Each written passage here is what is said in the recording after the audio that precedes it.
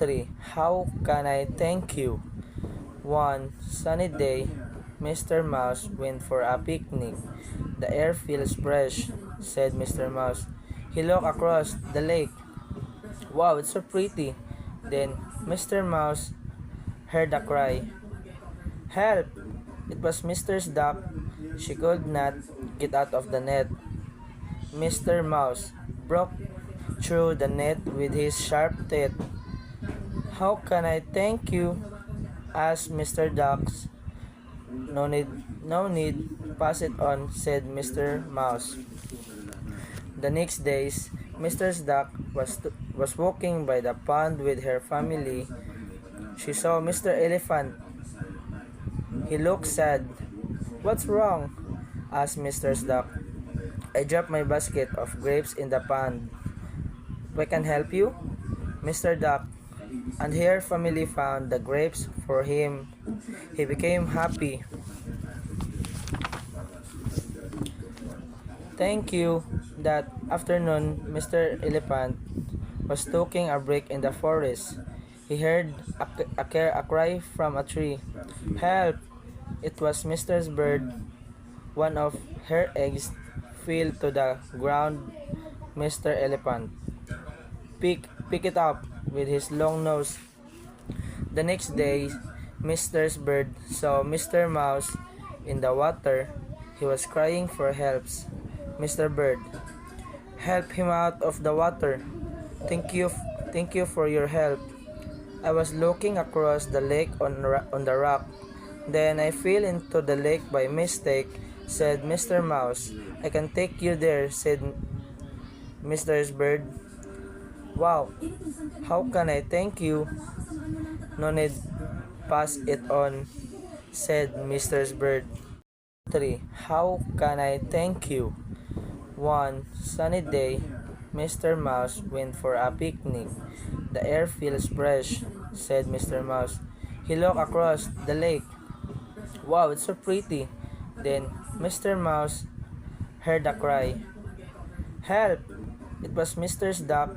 She could not get out of the net. Mr. Mouse broke through the net with his sharp teeth. How can I thank you?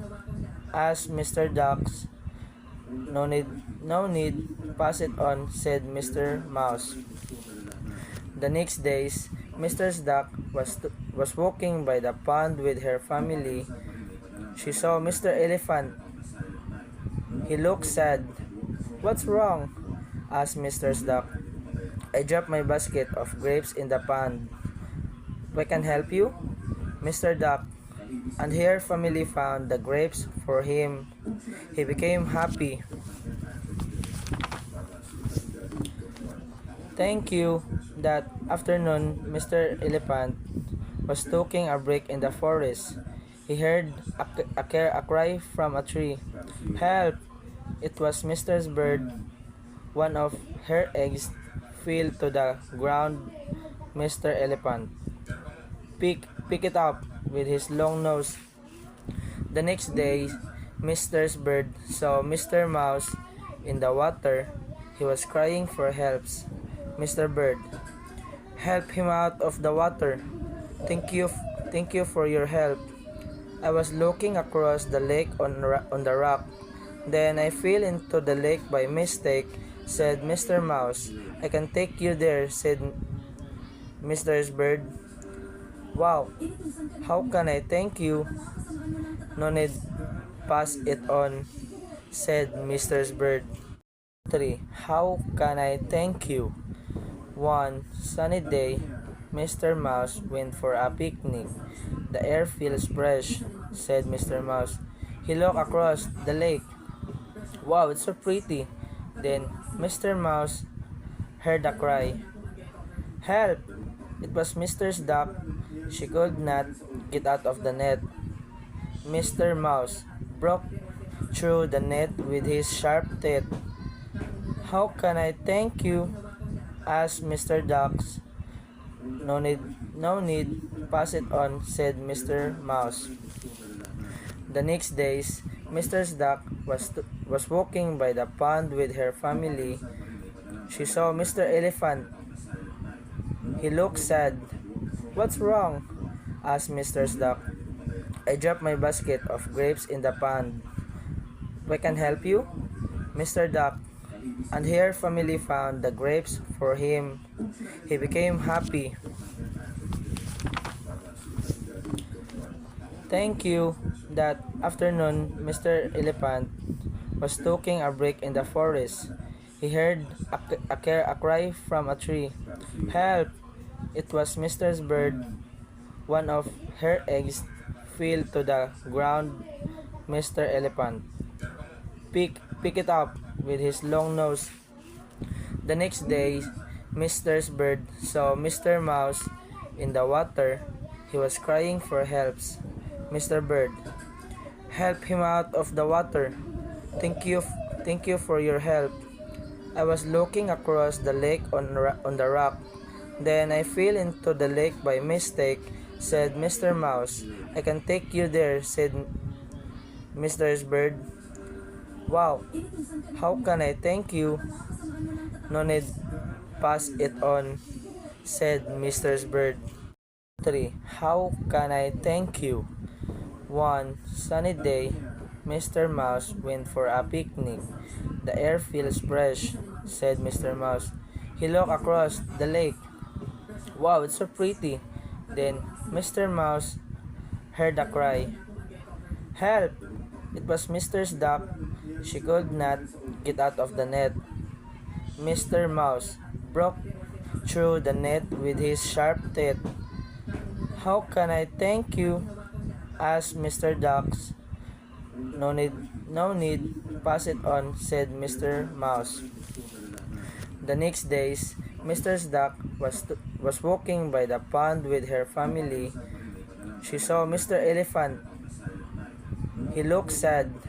"What's wrong?" asked Mr. Duck. "I dropped my basket of grapes in the pond. I can help you?" Mr. Duck and her family found the grapes for him. He became happy. Thank you. That afternoon, Mr. Elephant was taking a break in the forest. He heard a cry from a tree. "Help!" It was Mr. Bird. One of her eggs fell to the ground. Mr. Elephant pick it up with his long nose. The next day, Mr. Bird saw Mr. Mouse in the water. He was crying for help. Mr. Bird, "Help him out of the water. Thank you for your help. I was looking across the lake on the rock. Then I fell into the lake by mistake," said Mr. Mouse. "I can take you there," said Mr. Bird. "Wow, how can I thank you?" "No need, pass it on," said Mr. Bird. 3. How can I thank you? One sunny day, Mr. Mouse went for a picnic. "The air feels fresh," said Mr. Mouse. He looked across the lake. "Wow, it's so pretty." Then Mr. Mouse heard a cry. "Help!" It was Mr. Duck. She could not get out of the net.